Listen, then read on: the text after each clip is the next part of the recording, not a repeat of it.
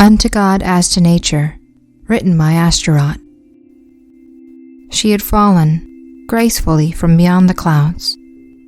Nestled in a teardrop was the girl released into found water. Her buoyant body floated to the surface of the shallow pool, and life was breathed into her lungs. There had been nothing, and then suddenly came everything. Unable to remember the nothing, the surviving daughter agreed to accept the everything. Her eyes opened to a white sky, dim, not blinding, color soft but not muted. Lilies floated as a halo around her head in the shallow pool where she awoke. Here was real, unlike the dream from which she had spilled from. A gentle breeze grazed over her exposed skin that breached above the surface. It was cool and animating to the thoughtlessness she had held. The girl did not want to move and disturb the idyllic tranquility she had been brought into. As she looked beyond the horizon, her eyes glazed over with the blessed first thought. How did I fall so far into Eden? Eden had opened up to her. In response, its master came to inspect this peculiar aberration. His footfall to a better view startled her from her lull. The man stood behind her with an open hand to indicate his passivity. Be not afraid, but you are a stranger here. Their introduction to one another came from unequal vantages. He was also young. A mop of loose fawn hair draped over his eyes, his figure lanky and tall. He gazed down upon the crest of her long, soft, rose-colored locks. From his perspective, the first thing he saw was her haloed veil of light orbiting her eyeline and illuminated the milky gaze of beryl that looked up to him.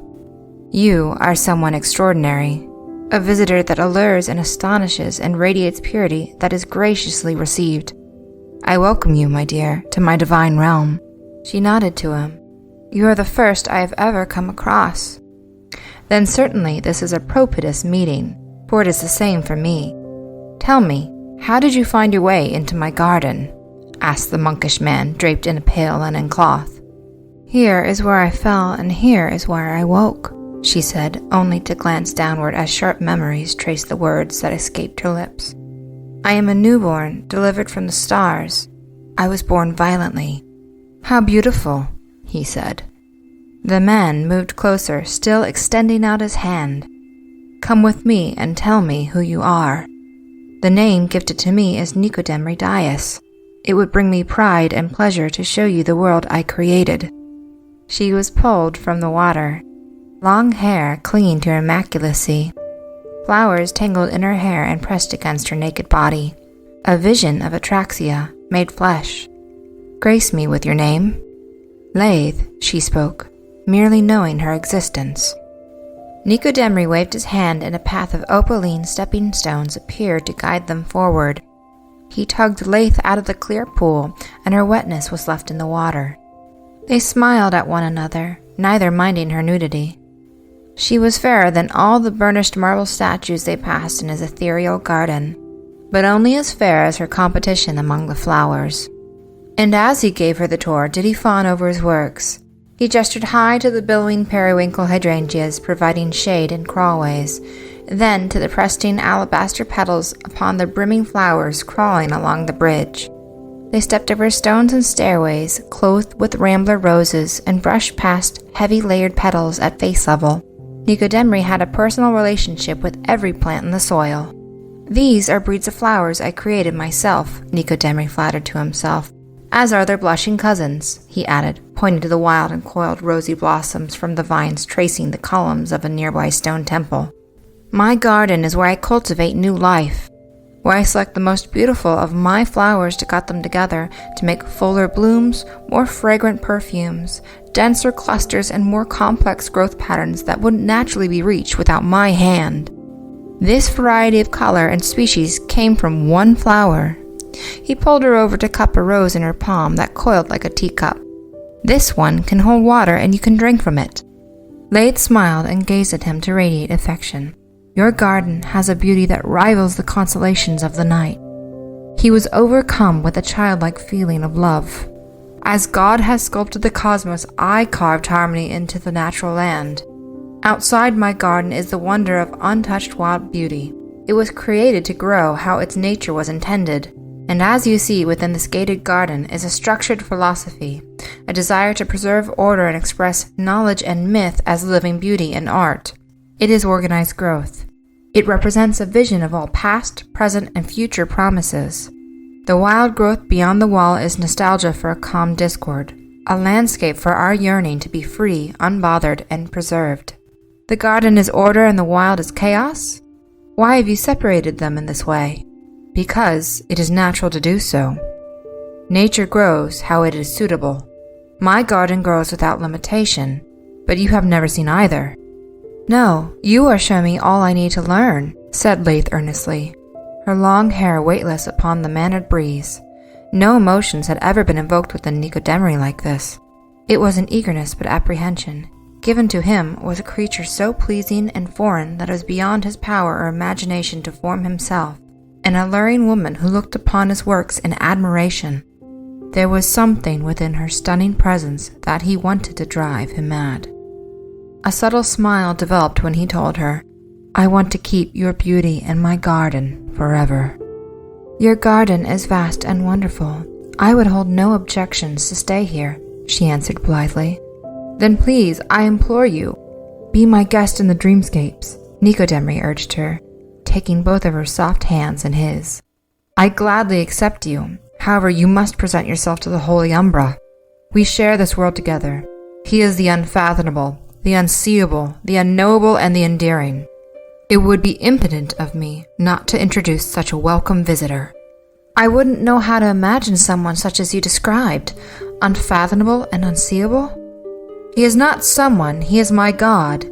He is the source. I created this world, but the unknowable was here when I created it, said Nicodemri, leading her on a stone path with fingers interwoven. Laith did not know how she should answer. Each minute in her new life she learned something remarkable. A curtain of drooping flowers on a tall stone archway led them out of the garden. She had not been able to see past the high, crisp hedges onto the perfect rolling landscapes that lay beyond them. They followed the lone stone path leading them outside and through a sea of high, silky, swaying grass until the hills drifted over the fields of small white flowers below a low courtyard of a soaring citadel. Its towers spiraled into the sun with architecture unbounded by physical constraints. The citadel stood alone upon the skyline, both imposing and impossible to overlook. Its name is Adora. It's the home I created for myself. It's the vision from the instructions on the pages I received from the unknowable.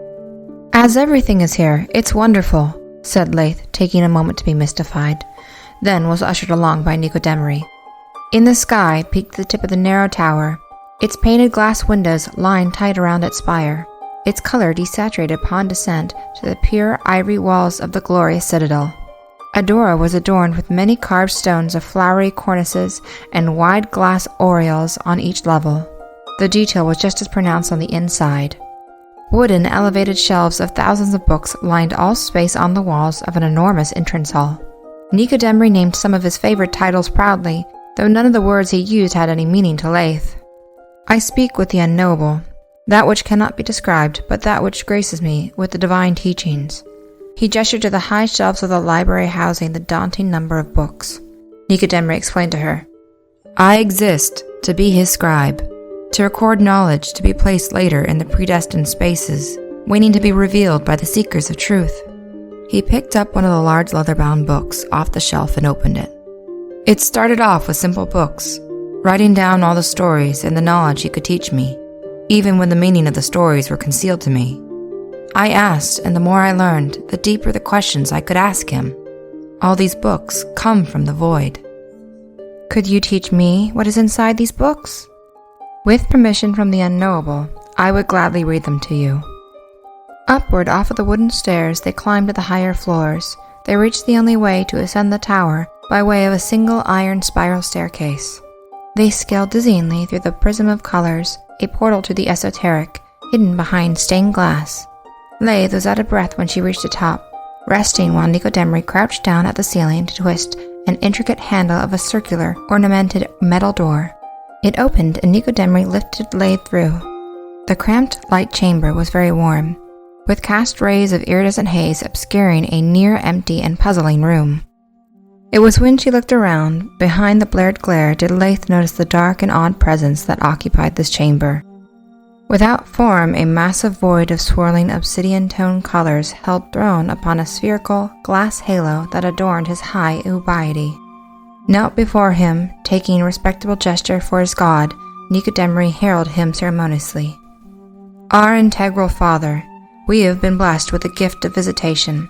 Please receive me with our entrancing visitant, Leith, who fell, recently released from the stars, and dropped into the lambent pool.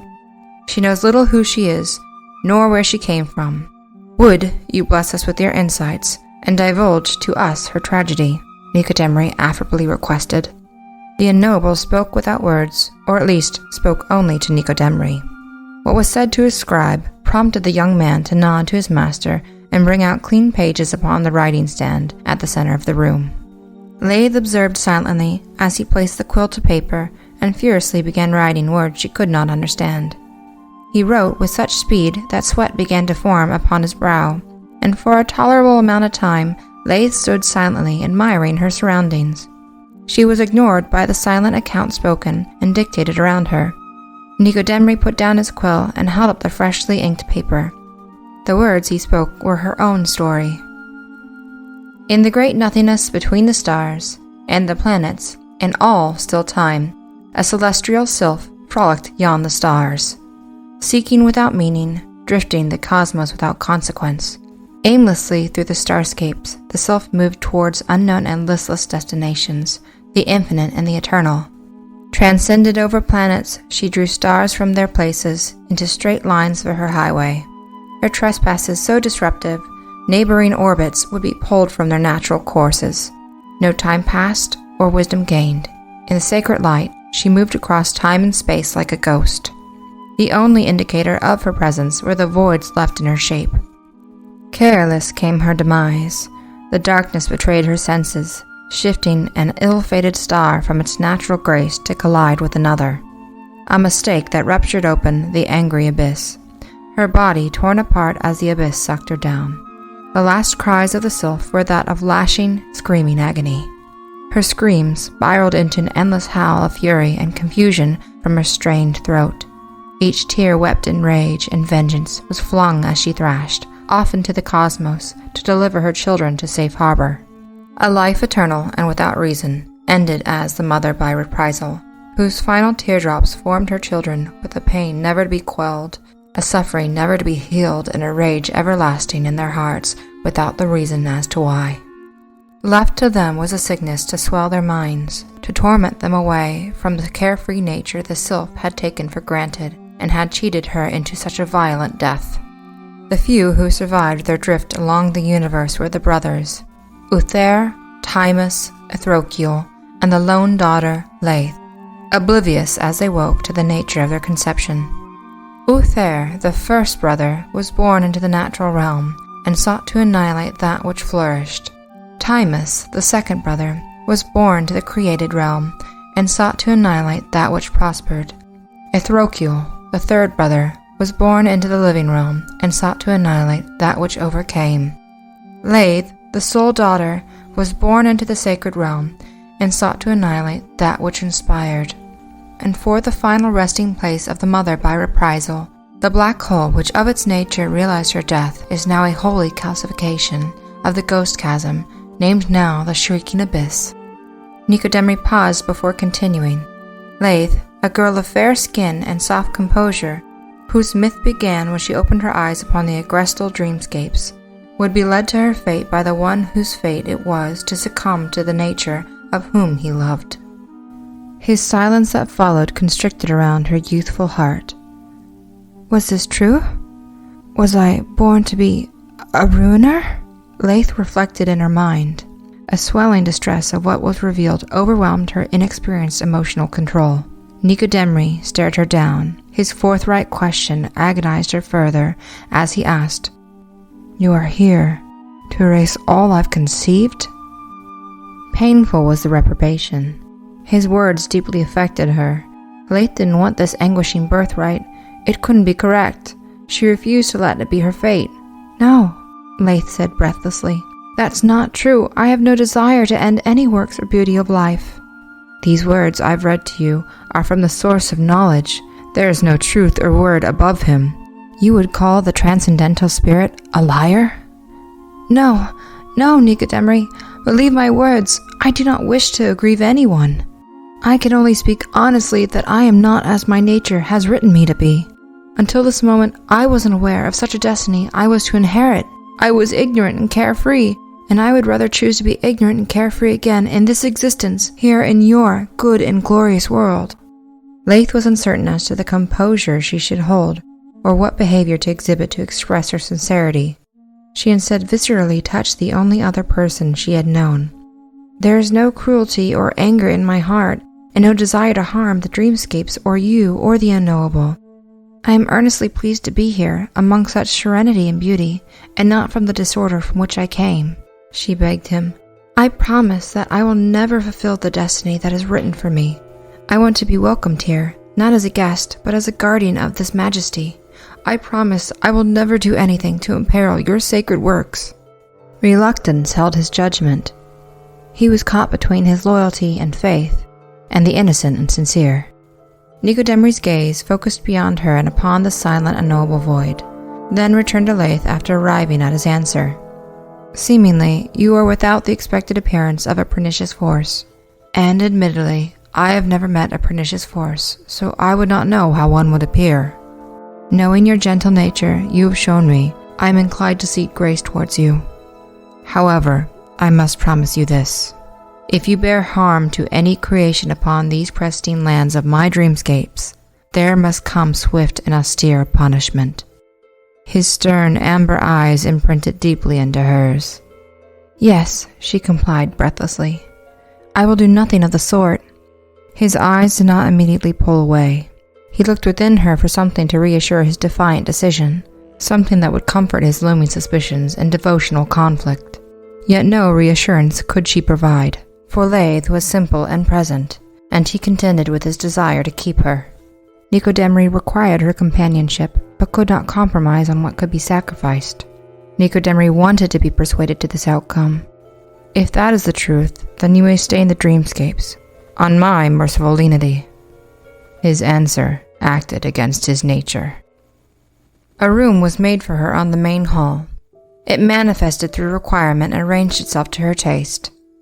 Inside comprised a small embroidered bed by the window, blue wildflowers in a vase upon the nightstand, and a lacy curtain that wafted in the soft breeze. A place for her that was clean, a view for her that revealed the natural beauty of the landscape outside. Laith found herself very comfortable in this accommodating world. She would help Nicodemri with the few chores a perfect existence allowed it. Mostly, however, she found herself being a companion and a student of Nicodemri. He taught her how to read, but only which book she was allowed to touch.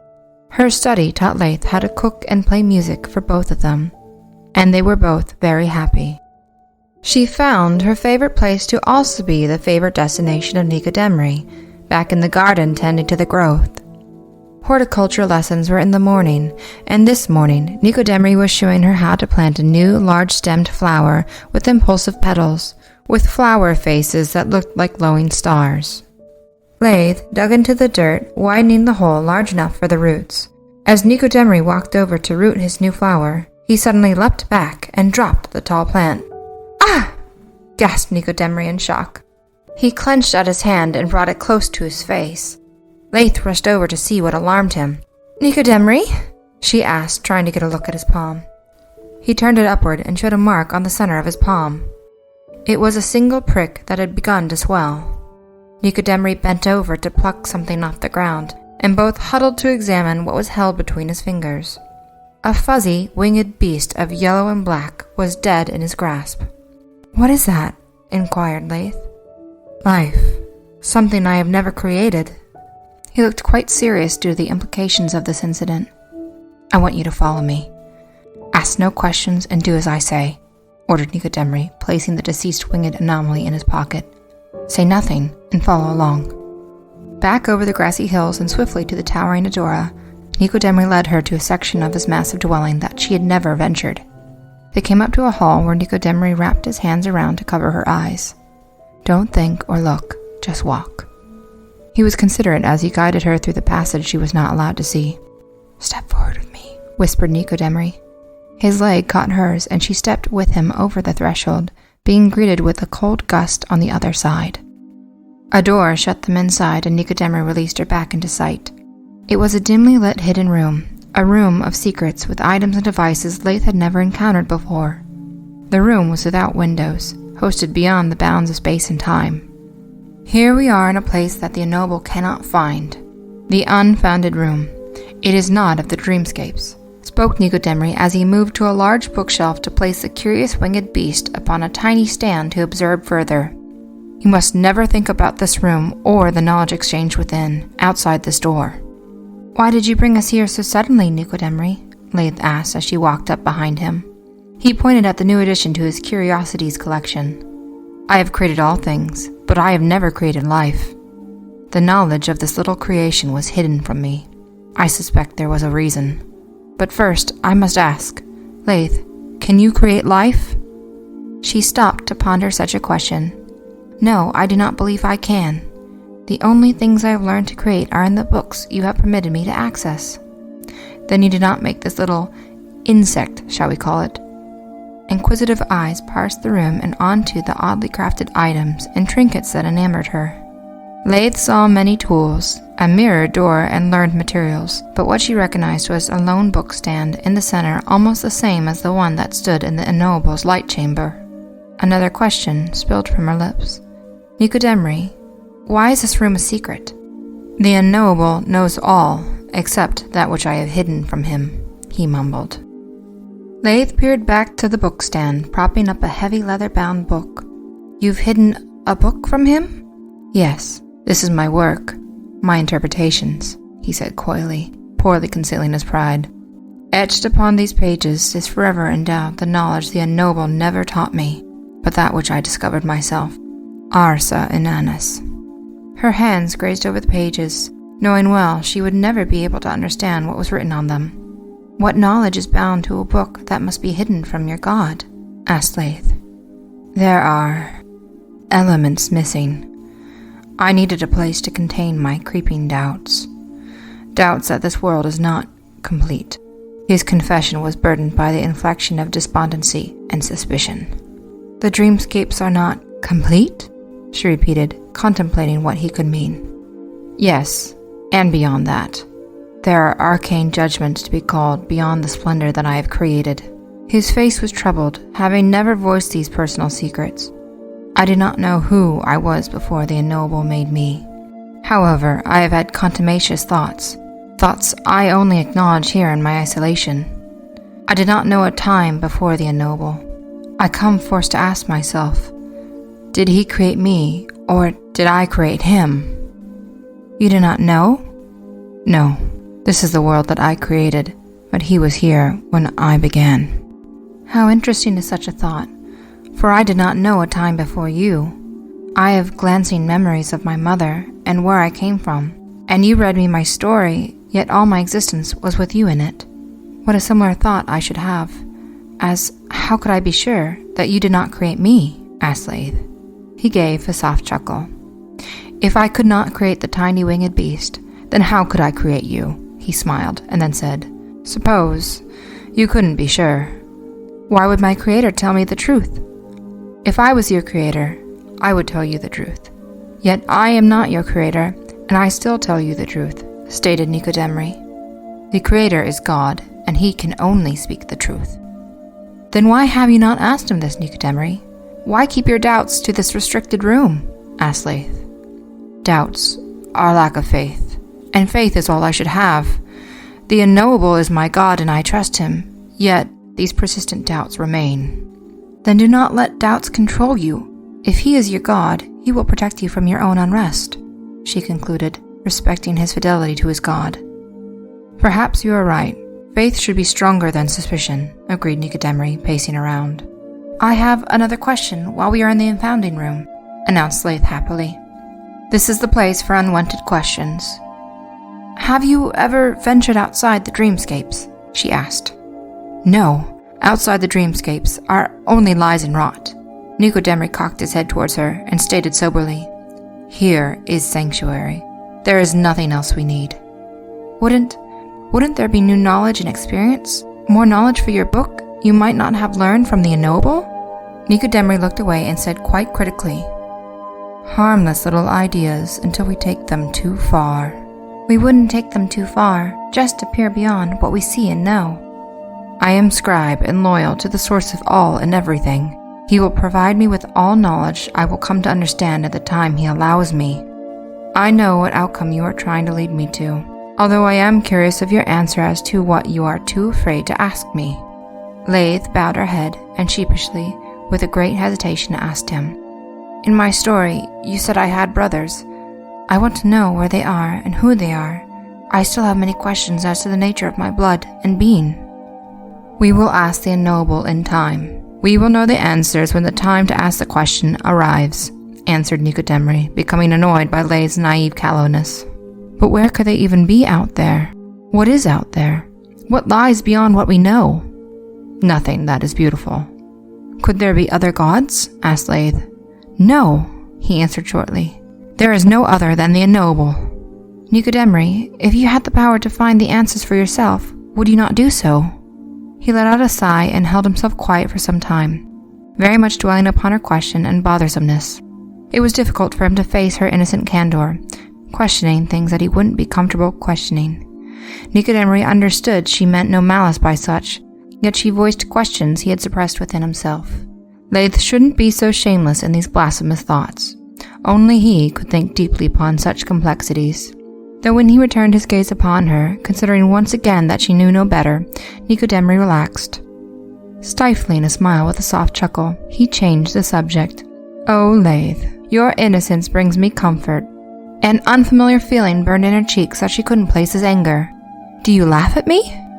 "It is in good humor. You are blameless and inquisitive. There is so much for you to know, and so much you will never know.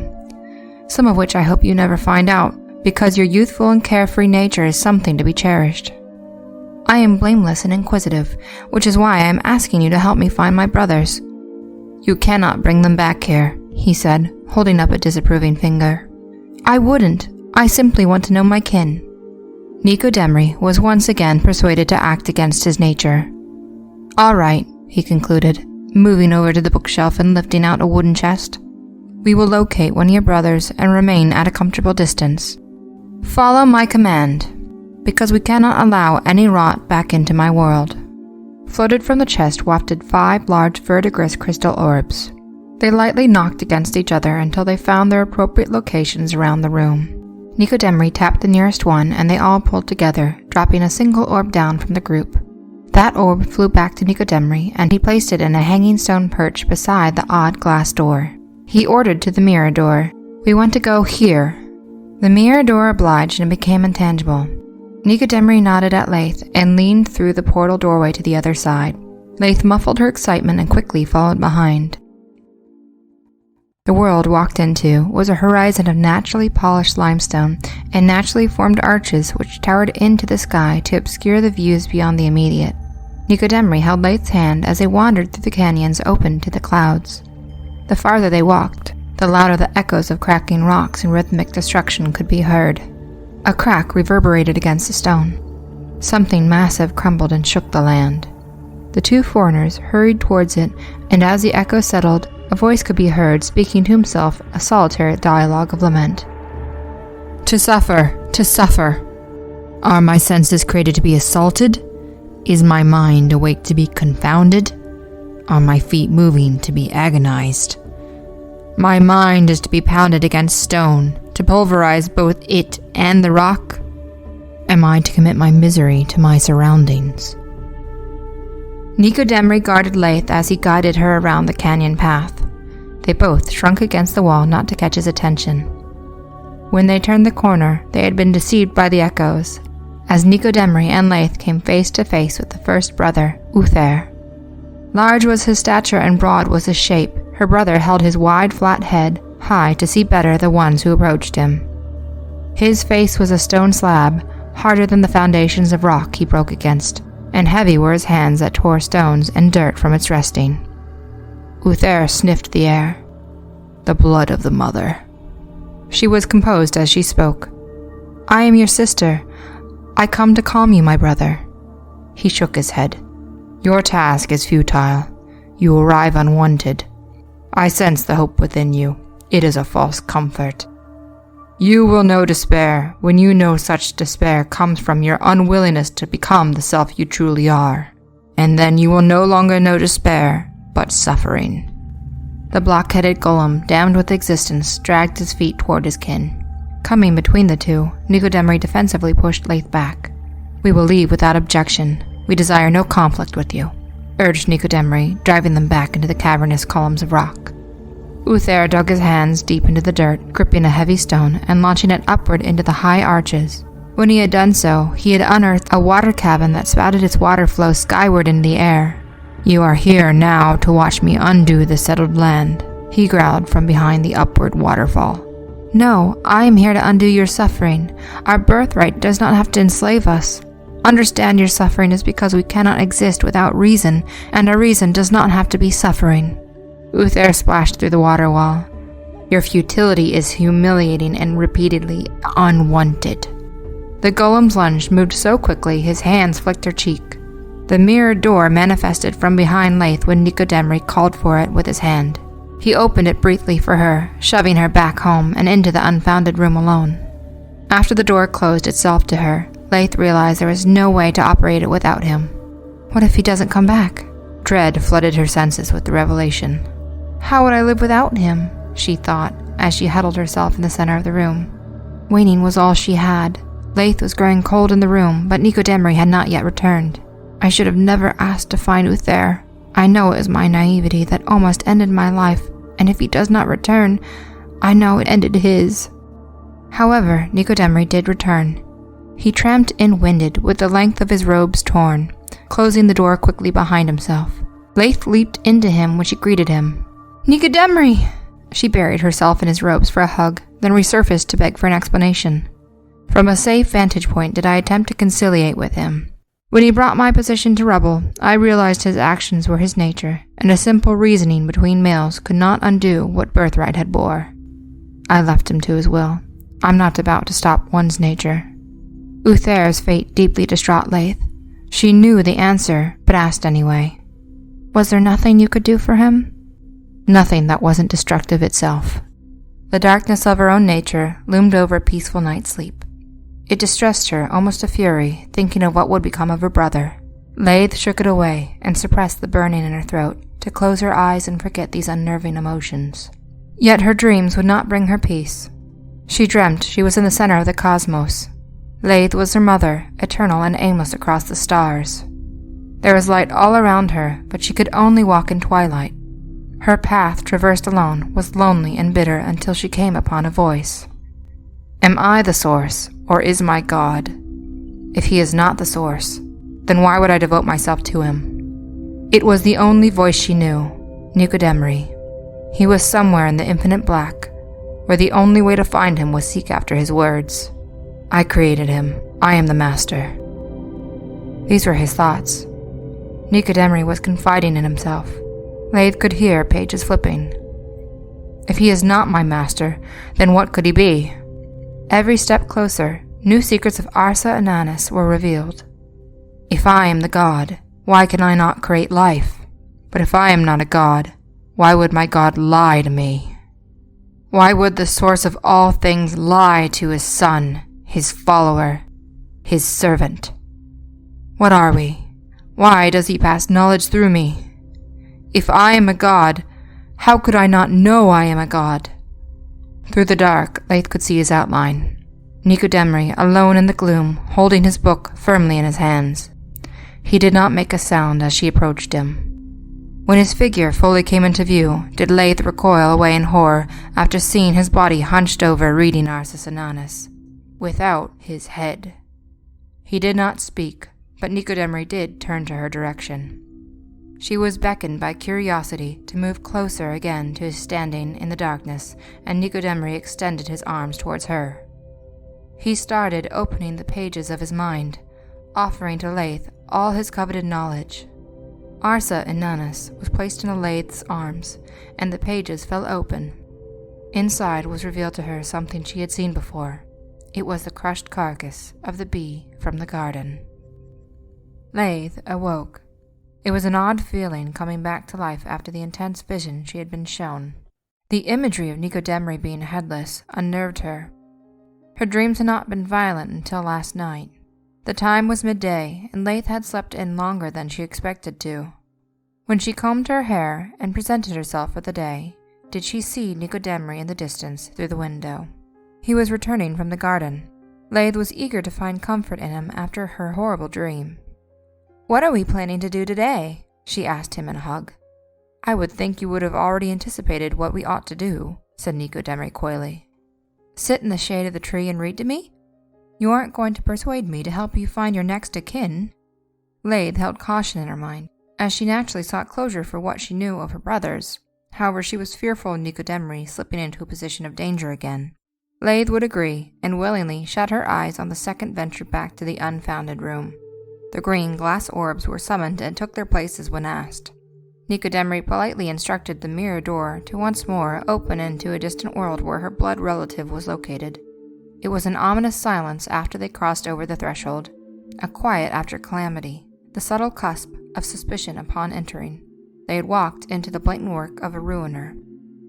Before them was the mangled wreckage of an ancient city of creation. Once more, without heeding the warnings, Nicodemri led Laith down the dusted rubble of ornate towers of stone and glass. She avoided placing her bare feet on the jagged, fragmented litter on the ground. They were too deep into the destruction when she accepted that this was no place for her. "Nicodemri," she called to him. He pitied her and took her into his arms. Then walked them both further into the dusty, dim, and dense demolished ruins of a once prosperous society. Something stood in the distance, faintly veiled by the wafting ash. A hooded creature ran his hands over the etchings upon the exterior temple walls. He felt the grooves and labor of those who had erected it. When Nicodemri and Laith drew within earshot, the hooded figure acknowledged their approach. "I destroy what once was. The history, the works of the peoples, the memory of when the world was good." Nicodemri let Laith down carefully. "You are the second brother, Timus?" he assumed with his voice raised. Timus would leave him to wonder and moved away deeper into the silted air. Nicodemri turned back to Laith. "Stay here," he told her, helping her out of the road. After making sure this location was good shelter, he left to chase after the hooded figure. Nicodemri called out to him once more, "Timus!" though no answer returned. The dusted ground allowed Nicodemri to track Timus into the rubbled walls of what was previously the temple. The roof had caved in, and it was dark in many areas, but Nicodemri climbed over the large stone slabs to reach the surviving courtyard within.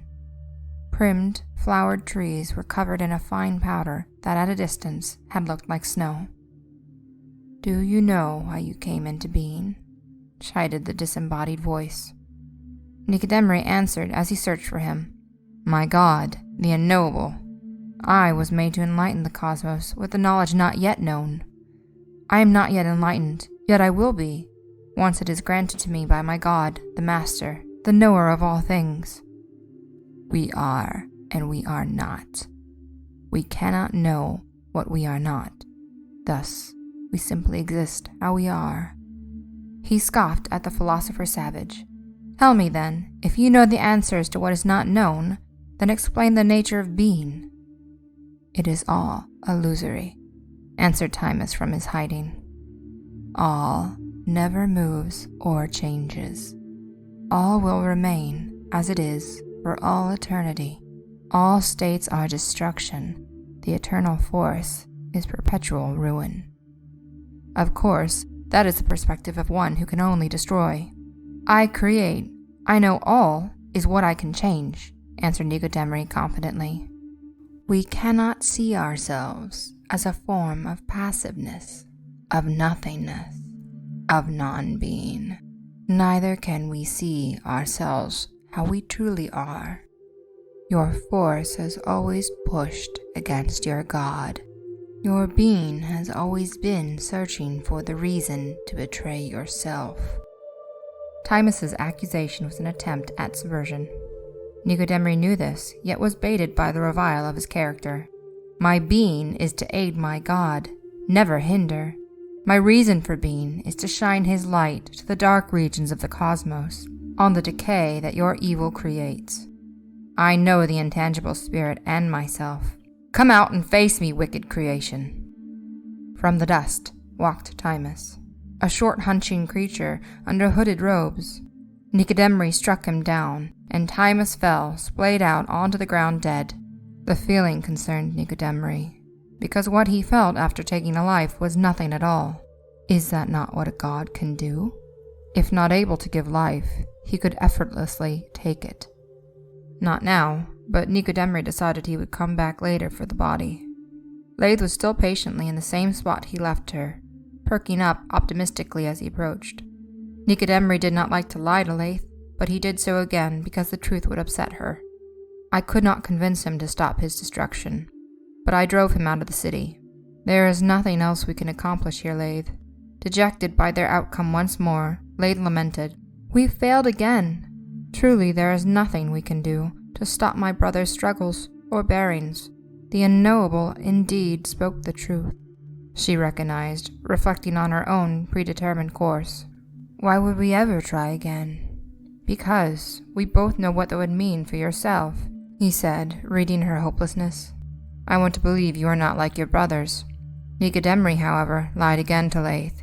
He feared the pattern he witnessed, and began to accept the unknowable's truth. He began to suspect her nature. Sleep would once again distress Lath. She began to dread that her dark thoughts would certainly manifest into her dreams. Long into the sleepless night, when she had failed to relinquish to slumber, Lath would be roused from her bed by the sudden darkness in the hallway outside her door when the light was abruptly snuffed out. I'm not the only one awake, Lath thought as she followed the trail of smoke down the hall, curious as to why someone would be putting out the candles. The scent in the shadows drew her towards the unfounded room. Lath was surprised when she found it without guidance. Pages rustled from behind the door. Although she hesitated before turning the handle, fearing castination from Nicodemri, Lath closed her eyes and walked inside. The sight upon entering the room froze her in fear. Nicodemri's face was lit with the glow from the text of Arsus Ananus upon its stand, though his face was all that could be seen, as he was nothing but a floating, decapitated head. "Come closer, Lath. See what I will teach you." Lath obeyed and approached him. "Could you truly hide that which you could not know?" the head asked her. She wasn't certain what he was asking her, but she answered from her heart, "I don't know. I don't know all the answers, and I never could. What good besides arrogant pride can come with simply knowing everything?" "Everything comes from knowing," the head answered sharply. "I must know everything. He knows everything, and he decides what is allowed to be known. I will come to know that I am greater than my master. I need to show you what I know," he urged, giving in to the impulsive doubts that consumed his spiritual confidence. He wanted to voice what was only spoken to Arsus Ananus' blank pages. She sensed the growing friction between the two and refused to be part. "No, I will not pull you further away from your master. You've done so since you came here. You do fulfill your calling. Around you my spirit is eaten away. You do not destroy that which inspires, but the opposite. You tempt dark inspirations out of me, the thoughts I've always repressed." Contempt for the man she loved grew in her heart. The floating head told her, "The unknowable is never wrong." Lath awoke to the morning with her body fully tense. It took some time to relax herself, to release her clenched fist from the bed sheets. The dream had disturbed her. The room had felt altered, as if unseen wickedness had changed its composure. So Lath nosed herself around. One side of her lacy curtains had turned to an ash pile upon the floor. Something had fallen damaged in this world. A panic burned in her ears, and Lath quickly grabbed the spare linen cloth to clean it up, trying to hide all the evidence. In the twilight, she would bury the debris in the garden. Lath would be too afraid that morning to bring up the oddities of last night over breakfast to Nicodemri. His demeanor was quiet but not elusive. His attention poured into one of his books. Remaining timid and pleasant, Lath joined him at the table with her tea. "Starting another book already?" she asked, noting the title was different from yesterday. Nicodemri perked up to that. "I can't help it. A new book about astronomy, the constellations of the night heavens. I finished my last book before breakfast, but I had to pick up this one. I want to know all, even if it consumes all my time. I feel as though I need to learn in my sleep." An unpleasant feeling in her stomach was hidden behind another sip from Lath. After Nicodemri had finished his meal, he left the table with a quick whisper in her ear. "I want you to meet me where we typically meet, before noon," he told her. The unpleasant feeling lurched again. Lath felt caught. Was last night not a dream then? Asked Lath to herself, climbing up to her waiting spot and closing her eyes. "He's changed so much since we first met," she lamented, feeling his hand upon her back to lead her into the room. Walked over to the threshold again, Lath prepared herself for whatever Nicodemri was planning. "I think it's only prudent to find your last brother, Lath," he stated. Lath sighed in relief. It wasn't about what she saw last night. Yet the thought of seeking out her final brother after their previous failures dispirited any enthusiasm. "If doing so would hide my guilt of knowing what I saw," thought Lath. "I think it would only be fair," she agreed.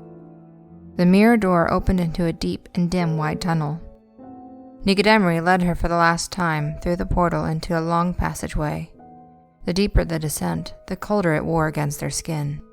Lath huddled close as their echoing steps came back to them.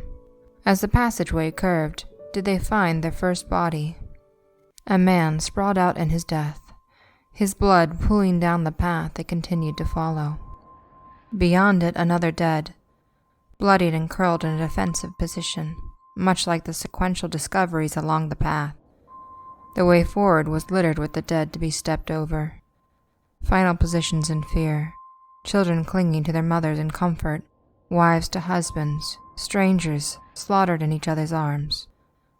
The bottom of Nicodemri's robes were turning red as they swept over the corpses. Tears dropped down Lath's face as she spoke weakly. "We have to go back. Nicodemri, we shouldn't be here." He did not listen. He pushed forward, through the opening and into a large ceremonial chamber. Standing alone at the front of the room, the slaughterer among the slaughtered, held himself up upon his tall sword, his figure an ominous and looming one. "You are a Thaw, and you were sent here to annihilate those lives who prevailed?" asked Nicodemri decorously. The third brother nodded. "All who live and prevailed in survival have temporarily abated the inevitable. It is all an ever-moving current, washing over us and drowning the heads briefly gasping above water. Nature is change, and its flow drifts us ever onwards to destinations and realizations of ourselves which we are powerless to resist. We try to understand it, but how can one understand which life they are born into?" He took another step closer to the pair. "All nature consists of opposing forces. When I opened my eyes for the first time, I knew my nature was to be that opposing force." He turned and looked past the man in cloth to his sister. When he spoke, it was words that only she could hear. "We are all that remain. Look within you and see you will find no purpose in preserving life." A despair described to her by Uther clung in her lungs and strangled her heart. "Ithrokiel, how can you know that to be true, when all you have done with its existence is live in grief and cause it?" "We are and we are not. Our trials are incessant, our being swept away in a ceaseless flux, without the possibility to know that which is ever changing. We cannot know ourselves." "No, we are who we are, yet we do not have to become that which grieves us to be." "It does not grieve me to spurn myself from knowing. I am action, I am strife, thoughts are poison in my mind. I let my blade think best for me," answered Ithrokiel. Nicodemri was thrown back from guarding Lath. Though he cast a blinding light into Ithrokiel's eyes, the third brother still advanced, kicking him to the ground. The scribe realized he was not a fighter when a Throkiel towered directly above him. The blade was held up before its strike, giving Nicodemri a moment to contemplate if he could die, for he had never considered it. Yet the blade did not come down. Leith had reached up from behind a Throkiel to cradle her hands around her brother's face. For a single moment, he had felt love and intimacy with another being. It would be the last moment his existence held before her touch bled him away. No longer with his attention on his victim, the Throkiel turned to watch Leith as he died. The flesh and fiber upon his face shred and unraveled, disintegrating into threads. The hole upon his head ate away at his being down to his neck and shoulders. The standing body of a Throkiel fell into itself, as all that remained were his robes, and the sword no longer held by the master who wielded it. Her tears were blotted onto the naked skin of her hands, weeping for all her brothers. When she reached out to aid Nicodemri, still seated upon the stone, he recoiled. You truly can decimate, just as your kin, he remarked. I never wanted to. I embraced what I would be, to protect you, Nicodemri. I understand, and I am fearful because of it. They both fell back into the founding room, Nicodemri still clutching the third brother's sword. Time was not given to them in order to evaluate the repercussions of their journey beyond the portal. Nicodemri only had to look away from Leith to find the unfounding room's door was wide open for all to see. No! He shouted in outrage. But when he got to his feet, he stopped. A voice from beyond the upper floors boomed down to only his ears. He commands me. The unknowable calls me in dispute. Nicodemri flew down the hall and up the stairs, running to join his god. Leith dashed after him, flying a ways behind, struggling to keep his pace up the tower. Through the open ceiling door, Leith crawled up to tension in the light chamber. Nicodemri had already initiated his confrontation, but he again could only hear the unknowable's answer. I have been loyal, I have been faithful, and you receive me in repudiation. His words inflected with such anguish. Nicodemri paused before castaneting back to his master. O Father, whose intent in guiding is unknown, I know you are the one responsible for creating that misbegotten life in the garden. You walk ahead of me without acknowledging me. Why? Why do you think me not worthy? To have taken such actions covertly? Perfidiously? How have I fallen? Silent was the answer from the void. He sharpened his gaze. If you are truly the god of us, then I would know who is our true master if we became one, warned Nicodemri to his god. He advanced forward and bowed his head until his crown dipped into the churning black void. Take me! Do as you will! I submit! His command resounded off the metal and glass. As an observer, Leith held back breathlessly as Nicodemri pushed his head through. A soft hum from the abyss muted the pause before the answer was placed. A force pushed Nicodemri back into life, and with bewilderment and dejection he asked his god, Am I to be denied? The right was always here, came an answer that even Leith could perceive. The heavy trapdoor of the chamber flipped open and a clamor of movement had settled behind him. Nicodemri turned around to find a lone bookstand in the center of the room, and upon it opened before him as evidence was Arsis Ananus. Nicodemri's face was emotionless, not because he had been caught or expressed remorse for his deception, but in unresponsive consent for his transgressions. Hubris had drained from his body when he finally understood the impossibility of ever wielding the possibility for secrecy against a god. Nicodemri beheld the face of the void. Yes, it was an act against you, but I will not beg for forgiveness. The unknowable knew his answer, and an unperceptible judgment for the scribe had already been cast. No longer could the god have a use for a scribe and student, Nicodemri Dias. The punishment was divine abnegation. When the presence from a higher power would vanish from his light chamber in the highest rungs of Adora, it would sever the world's connection to its exalted knowledge. The unknowable placed a final punishment against his froward child. A simple push offset his balance, and Nicodemri stumbled backwards uncontrollably until his head tipped back and sank into the open embrace of his own literary creation. His head crashed into the personal judgment he had cloistered away. His hair and skin rubbed against the pages of his musings and observations. As the bookstand buckled underneath the strain of his collision, the book snapped shut as they fell, and in that sudden snap of the jaws of its binding, did Nicodemri utter out a short, squealing scream of terror, before the squelch of his bursting head immediately silenced him. He dropped lifeless upon the floor. Arsis Ananus had consumed him. The binding lay flat above his shoulders, replacing the bloody mess where his head used to be. It flipped open again to reveal the red-soaked pages were all that remained. Paralyzed by horror, Laith watched, cowering behind the lone chair and helpless to such a violent outcome. Never had she seen death before this day, and now the only other in her life drew his last breaths as she wept. Yet his breathing did not stop.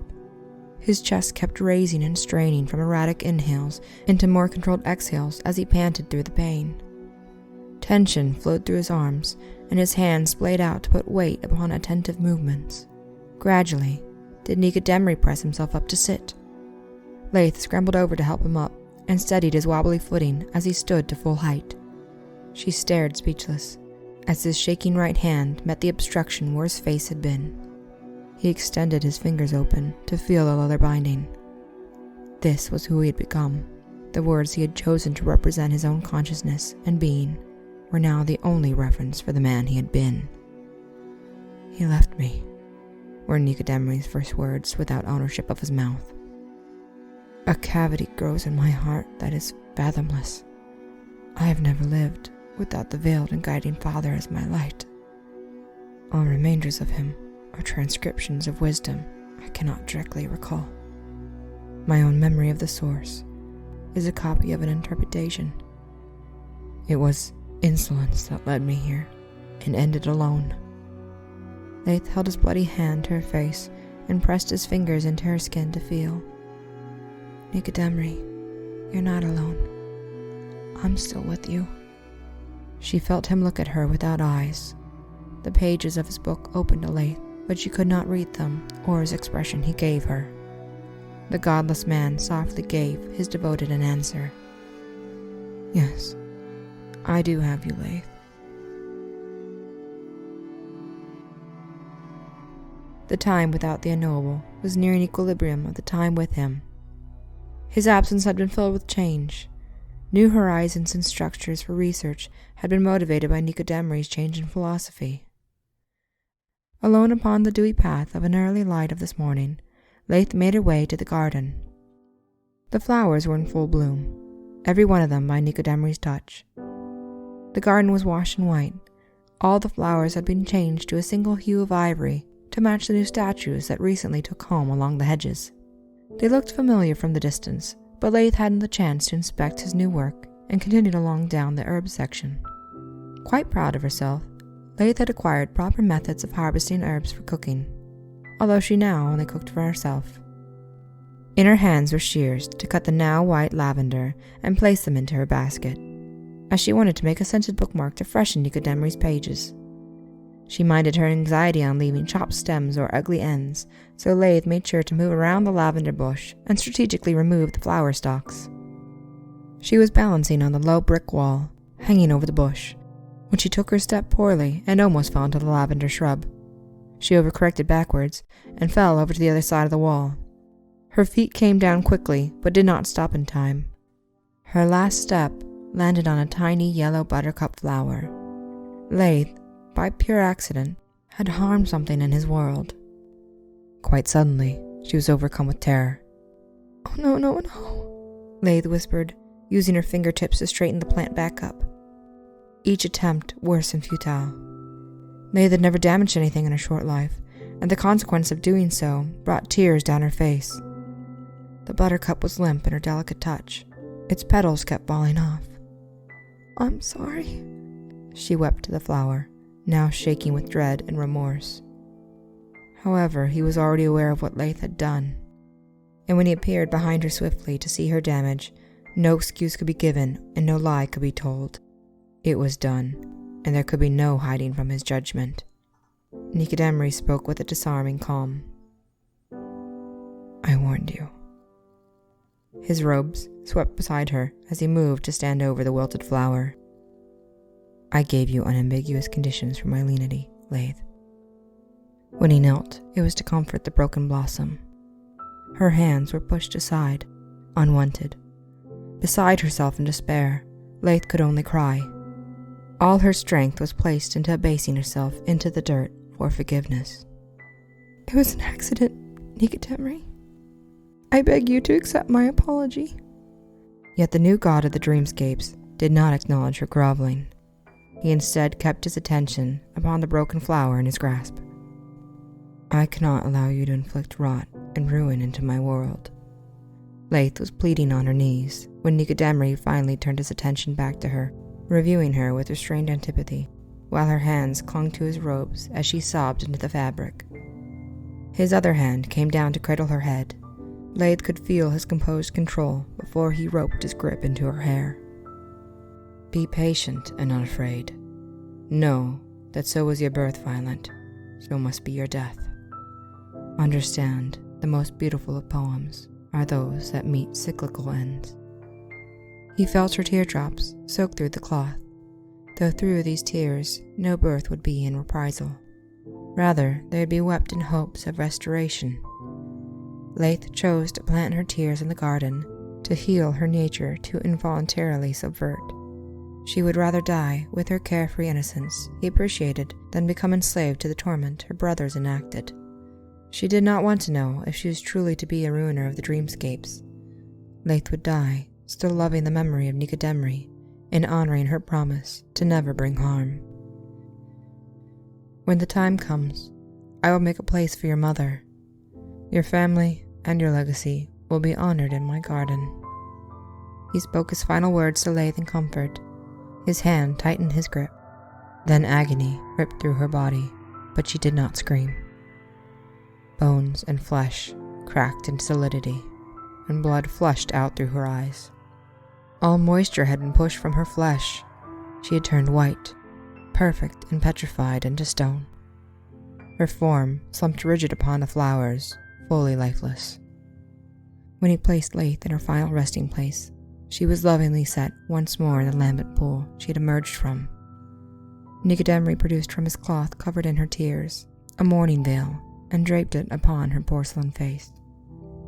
A water burial for his beloved, forever surrounded by her lilies, to drift eternal in grace as a reminder of her story. Left with his myths, Nicodemus stood dejected from himself and what created him. Cynical and forsaken, he walked alone in the garden only he would tend.